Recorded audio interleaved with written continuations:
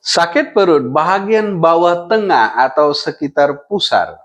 Perut terasa melilit seperti ditusuk, kembung, mual, kehilangan nafsu makan, bahkan disertai diare atau muntah. Apakah ini hanya masalah pencernaan biasa? Atau justru tanda awal kondisi yang perlu diperhatikan? Jangan langsung menganggapnya sepele. Karena sakit di sekitar pusar atau bagian tengah perut dapat memiliki berbagai kemungkinan penyebab. Dan perubahan lokasi nyeri serta gejala yang muncul bersamaan bisa menjadi petunjuk yang sangat penting. Selamat datang di episode terakhir series kita tentang sakit perut berdasarkan lokasinya. Kali ini kita akan membahas sakit perut bahagian bawah tengah atau sekitar pusat, kemungkinan penyebabnya, gejala yang dapat menyertainya, dan kapan kondisi tersebut perlu mendapatkan perhatian medis.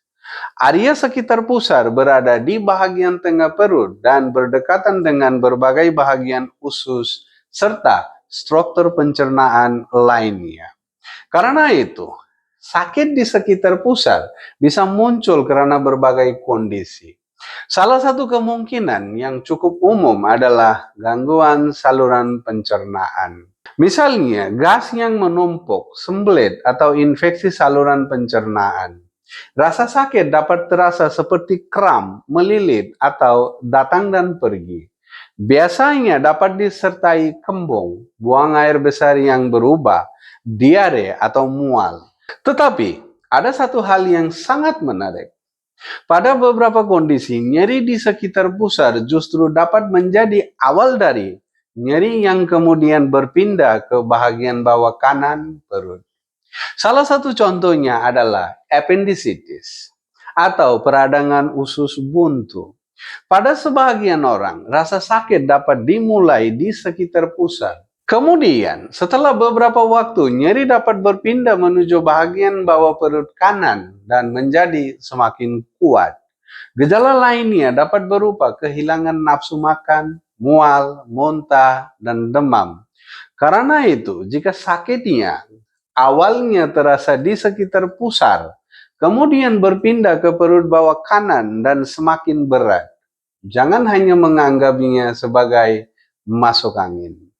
Segera lakukan pemeriksaan medis. Namun, nyeri sekitar pusar tidak selalu berkaitan dengan usus buntu. Ada kemungkinan lain, misalnya gastroenteritis atau infeksi pada saluran pencernaan. Kondisi seperti ini dapat menyebabkan sakit atau kram perut disertai diare, mual, muntah, dan terkadang demam. Jika diare atau muntah berlangsung terus-menerus, salah satu hal yang perlu diperhatikan adalah kehilangan cairan. Terutama jika tubuh mulai terasa sangat lemas, mulut kering, jarang buang air kecil, atau urin menjadi lebih gelap. Kemungkinan lain adalah sembelit. Ketika buang air besar menjadi sulit atau jarang, perut dapat terasa penuh, kembung, dan nyeri.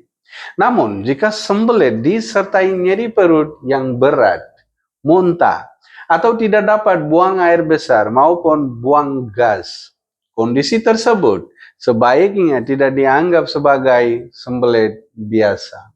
Ada juga kemungkinan lain yang lebih jarang, tetapi penting untuk diperhatikan, yaitu sumbatan usus. Kondisi ini dapat menyebabkan nyeri atau kram perut, perut membesar atau kembung, muntah, serta kesulitan buang air besar atau buang gas. Jika gejala seperti ini muncul dan semakin berat, segera cari pertolongan medis. Jadi, ketika perut sekitar pusar terasa sakit, jangan hanya bertanya sakitnya di mana.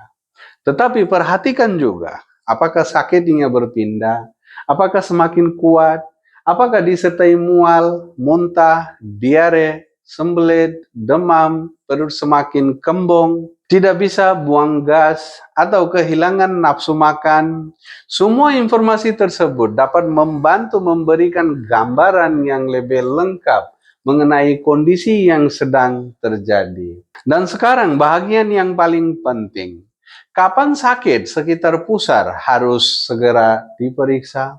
Jika nyerinya sangat hebat, muncul tiba-tiba, semakin parah, perut terasa sangat keras atau kaku, muntah terus-menerus, tidak bisa buang air besar atau buang gas, buang air besar berdarah atau berwarna hitam, mengalami pingsan atau kelemahan berat, atau kondisi tubuh semakin memburuk.